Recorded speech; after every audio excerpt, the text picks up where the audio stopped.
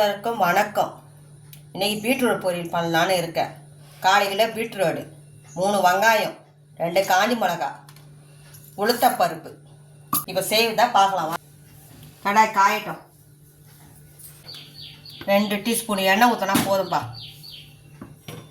2 கடுகு போட்டுக்கோங்க.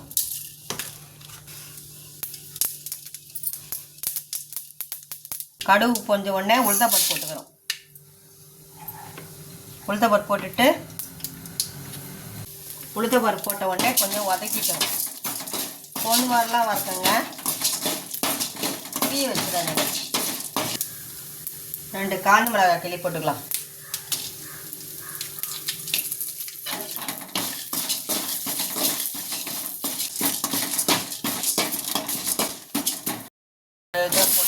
பீட்ரூட்டை போட்டுக்கலாம். வெங்காயமும் பீட்ரூட்டும் ஒன்றா போட்டு கலரிக்கலாம்.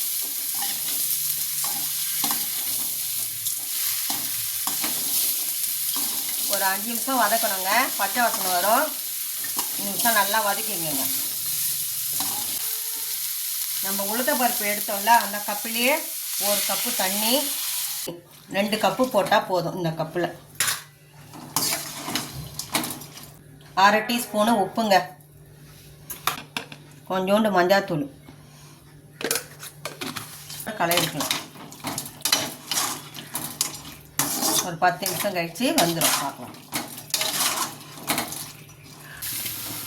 பாருங்கள், ரெடி ஆகிடுச்சு.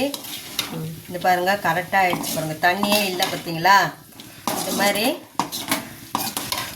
எப்படி இருக்குது பார்த்தீங்களா? இதை நீங்கள் வெறும் சாப்பிட்லாம். குழந்தைங்களுக்கும் சாப்பாடு போட்டு அப்படியே கலரியும் கட்டி கொடுக்கலாம். எல்லாமே செய்யலாம்.